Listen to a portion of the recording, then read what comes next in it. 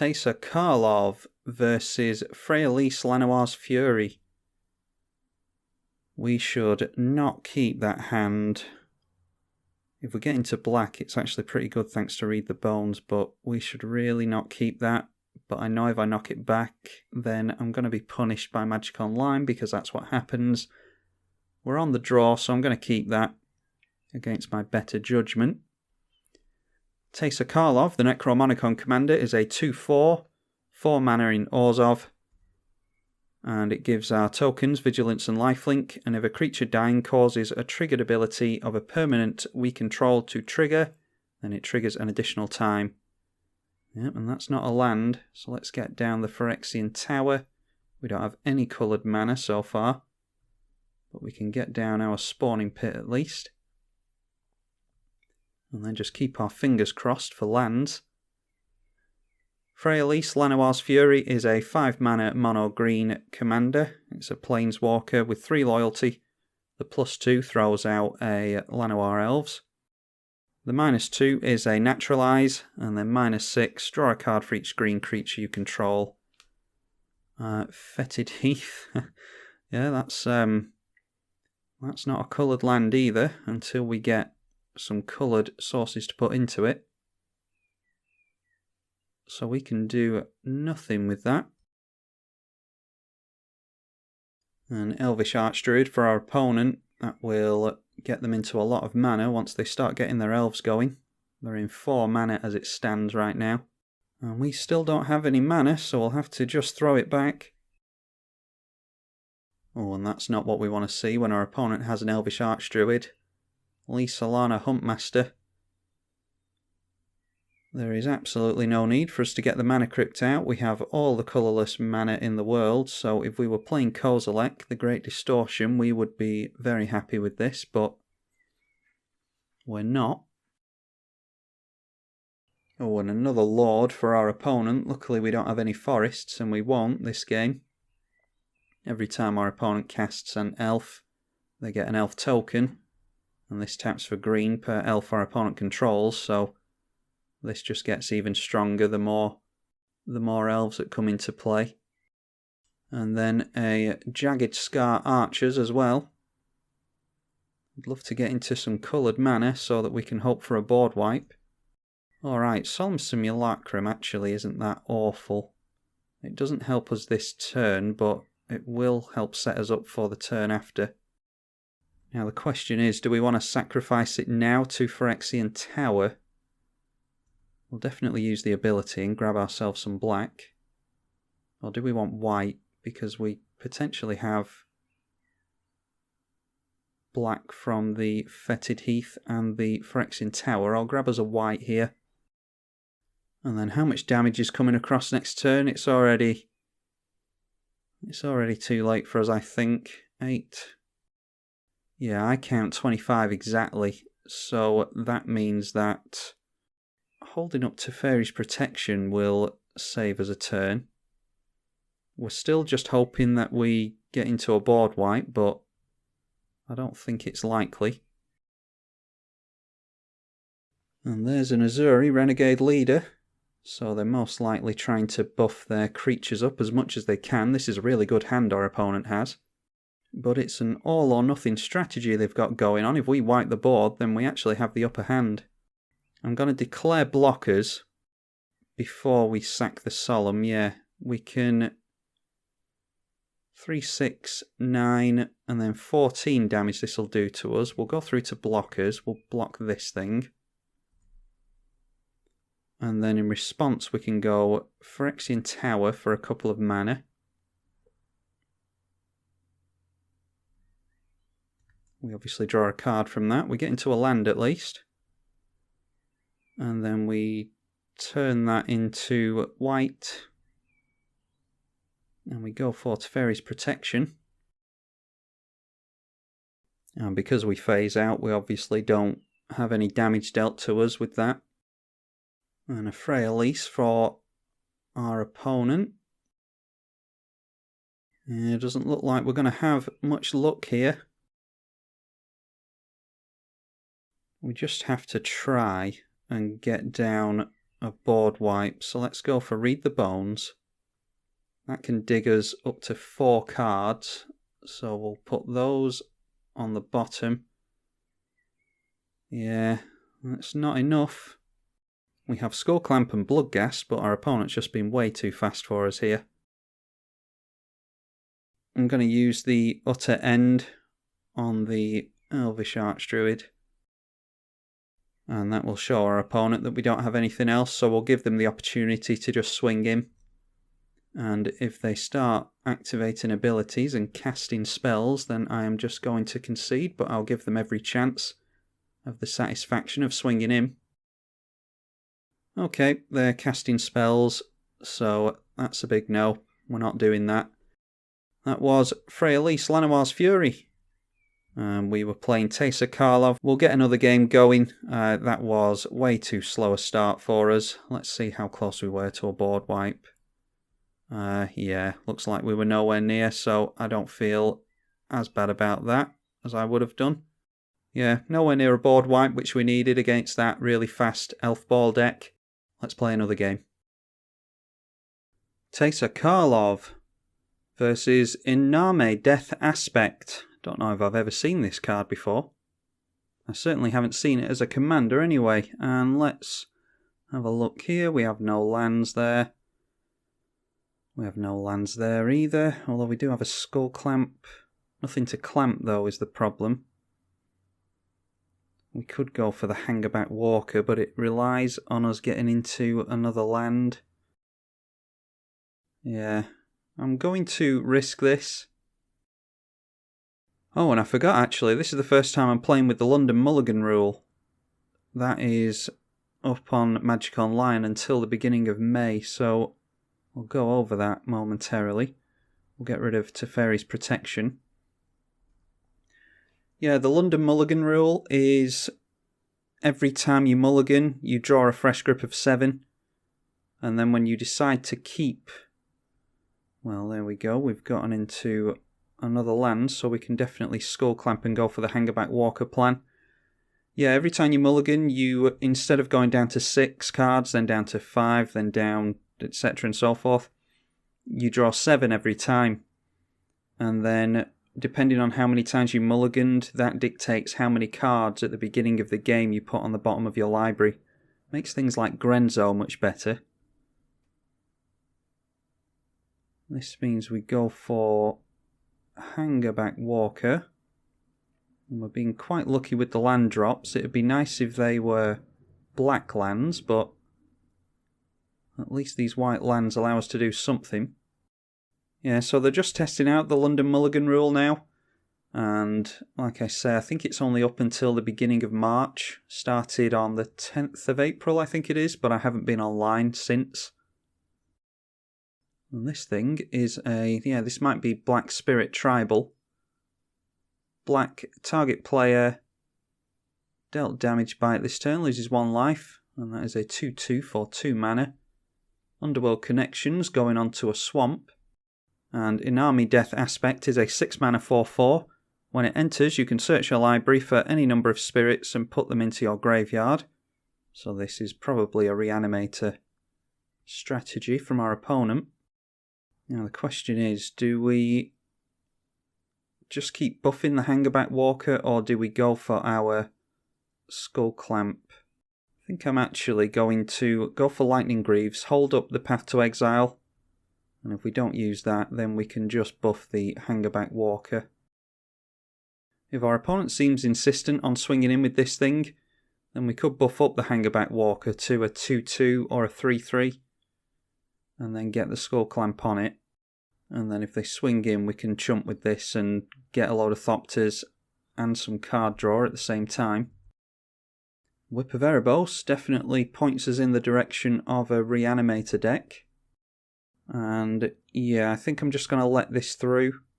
We could block and then buff the Hangerback Walker in response, but we would lose our creature there. Okay, not so lucky with another land. Let's just go for the Skull Clamp. Okay, I made a mistake last turn there. I couldn't equip the skull clamp to Hangerback Walker. I saw it as soon as I clicked on this thing. So instead of equipping the skull clamp, it actually tapped this thing down for its ability for the 1 mana that I had in my pool. Yeah, we can't equip the Hangerback Walker with the skull clamp. But what we can do is go for our Teysa Karlov and see... Actually, I'm going to go for Falconwrath Noble. And that gets the Lightning Greaves off of Hangerback Walker. I think our opponent's holding up Destruction Magic. So I'm just going to use this opportunity to swing in at our opponent in the air. And then we can block all day with the Hangerback Walker currently. Our opponent is drawing more cards off of the Underworld Connections. I think I will Anguished Unmaking that. Yeah, I think the plan currently is Skull Clamp onto the Walker. And then Anguished Unmaking onto the Underworld Connections. This is tap, pay a life and draw a card. Okay, that is Consume Spirit on the Hangerback Walker. We get an Aristocrat trigger there from the Falconwrath Noble. And we don't get as many Thopters as we would have done had we have put the Teysa Karlov in play last turn, but I think our opponent's holding on to Destruction Magic. And they're really going hard with this 2/2 Spirit. Okay, Vindicate actually destroys a permanent, so we can get rid of Underworld Connections and a land here. So I think we'll go for that. And then we'll swing in with all of these things. And we'll go for a Skull Clamp on a Thopter, I think. And there we go, we've got a land. So the question is, do we want to clamp again? I think we do. Our opponent might wipe the board. So we'll just draw while we still can. And that does put us a step closer to another land drop next turn, hopefully. We could go for land tax next turn because our opponent just dropped a 6th land. And there we go. We'll see if they've got any kind of combo that they're thinking of. I don't think getting rid of our opponent's commander is going to do anything because once it lands, it's already done its damage with its ETB effect. But I think a priority now has to be getting rid of the Whip of Erebos because they can fish anything they want out of their graveyard with that. They might have Mass Reanimation in their hand though. Okay, their library... Okay, their graveyard is absolutely stacked now. They're coming in with that 2/2 lifelinker again. Don't know if I'm going to be able to go through every creature that they have in there, but...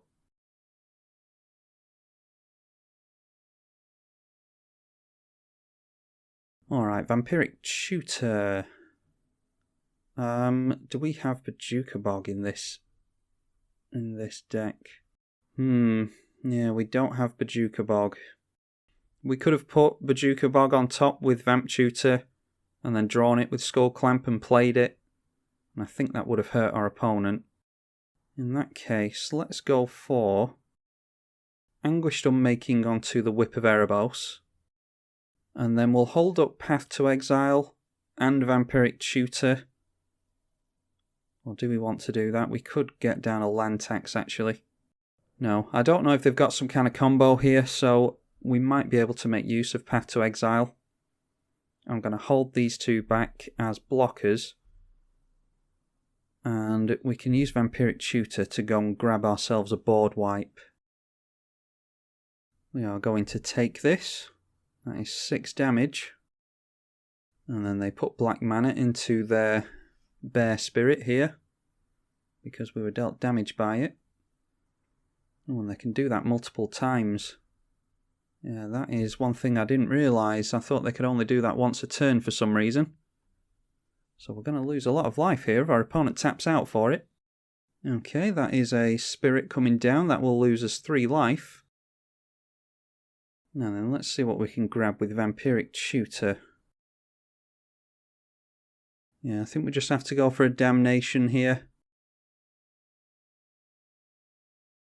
And yeah, the Howling Banshee has flying, so we're not going to swing in. We'll just go for Skull Clamp onto the Thopter. That'll gain us a bit of life and draw some cards. Wow, still no lands. We have 38 lands in this deck and we're not drawing them for some reason. So let's just get down that damnation and we'll see if our opponent has mass creature reanimation. And there's our opponent's commander again, so it doesn't look like they do. They don't have a whole lot of anything in hand, apparently. Do they get more? Yeah, they just put one more spirit into the graveyard. That's a 3/2 Intimidate. Still no lands for us. I think we definitely have to get down this land tax. It's long overdue now. And actually thinking about it, should have gone for Gilded Lotus there. And then produce a lot of white mana for a Path to Exile and a land tax. Let's go for this Night's Whisper and see if we can make a land. Well, there's a swamp. Better than nothing. We'll get down the Blood Artist. And I'm going to leave the Lightning Greaves off it just in case we want to clamp. And I'm holding up Path to Exile as well. There's Grave Strength. Put the top 3 cards of your library into your graveyard, then put a plus counter on that creature for each creature card in your graveyard. That's an interesting interaction. I think we will let our opponent go for that. Okay, beginning of combat is when we decide to path. It's a good job it's not a Swords to Plowshares, otherwise our opponent will gain a lot of life there. And they can't afford to get their commander down, but no, it looks like they don't have anything in hand. Probably another land if they can't cast whatever they want to cast with 7 mana. Then it's likely not anything relevant to us. Okay, we're going to finally start making land drops now. We'll get another plains and a couple of swamps. Luckily we have an unlimited hand size thanks to the Reliquary Tower. Let's get down the Gilded Lotus and catch up to our opponent in mana. And then I think we might as well get down our commander. It makes the Skull Clamp better. And after that I'm thinking Elspeth Sun's Champion. Let's have a look and see if we get our opponent's commander into play again, but no, this is a Graveblade Marauder, not a spirit. A 1/2 Death Touch.